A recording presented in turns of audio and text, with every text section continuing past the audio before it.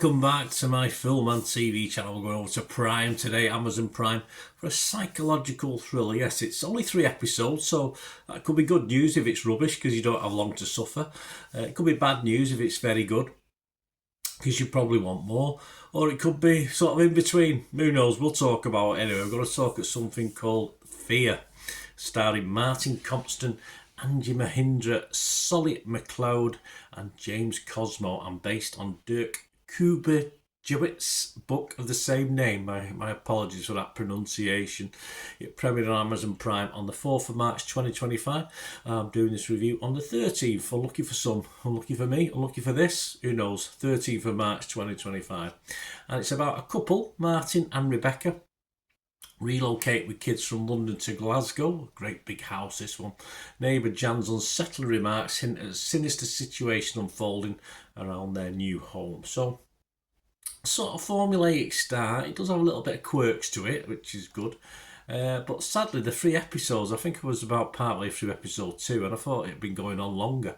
I thought it'd been going on 4 or 5 episodes. It just seemed to drag a little bit. It felt, the 3 episodes felt like 10, so that's not a great start.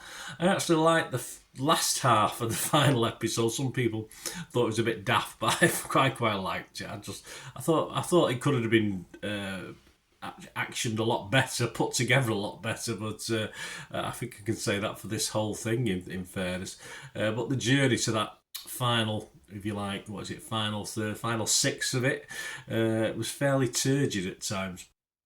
The story's silly, although it could, again, put, a few sort of edits to the script, etc. It probably could have been a little bit better. But it does its best to take itself seriously, which, unfortunately, we struggle to go along with that. Despite this, yes, Lucy Mangan from The Guardian was positive. She liked this. She gave it 4 stars.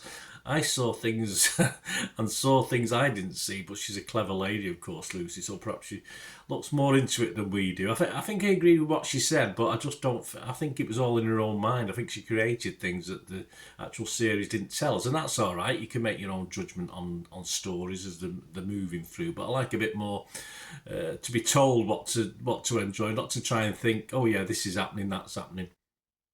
And she says, Fear is a stylish, intelligent take on a story that's been told before, but not often so well. Yeah, again, I feel that Lucy's watched an edited version, an updated version, if you like.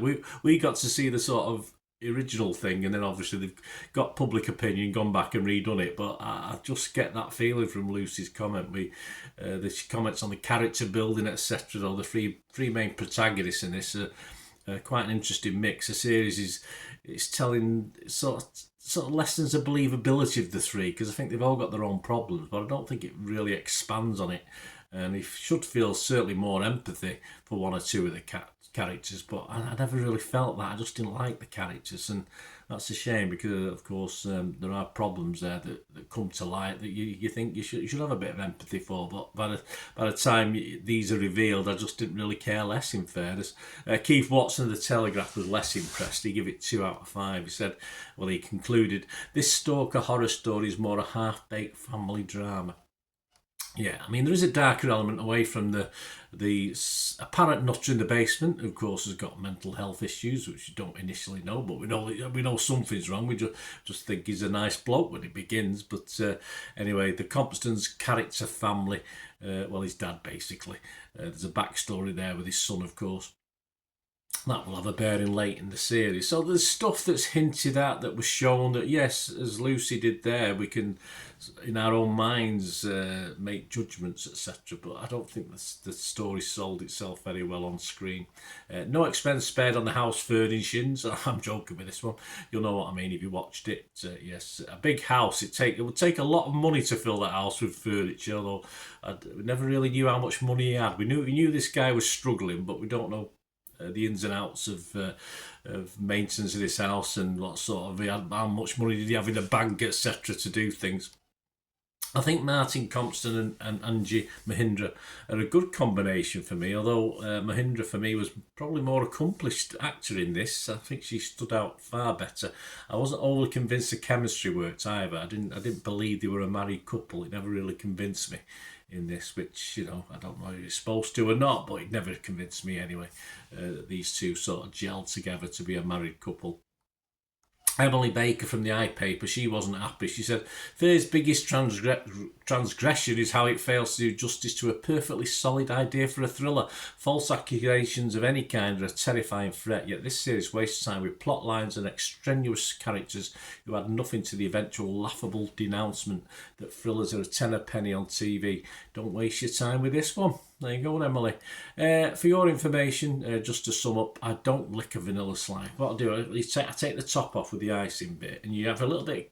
You usually have a little bit of custard, don't you, on the top bit? You have a big chunk of custard on the bottom bit. So I'll eat the icing bit first, biting into it. Usually 3 bites with my big gob, and then I do the custard bit. Usually about 3 bites with that as well as the second bit. So I don't lick the vanilla slice. Anyway, if you watch the series, you know what I'm talking about. But there you go. There's a bit of information for you about vanilla slices, which I love. I could eat them all day. Hey, but there you go. Yeah. So score-wise, yes, Internet Movie Database just under that magical 6 I like to see. So close. To say so, some people do like this, some people not overly convinced, and some people hate it. Looking at some of the reviews, 465 scores as I'm reviewing this, and it's getting a 5.9, so just 0.1 under that 6. Will it break the 6 over time? Probably not. I think it'll stay between 5.78 and 5.96, something like that, but we'll see.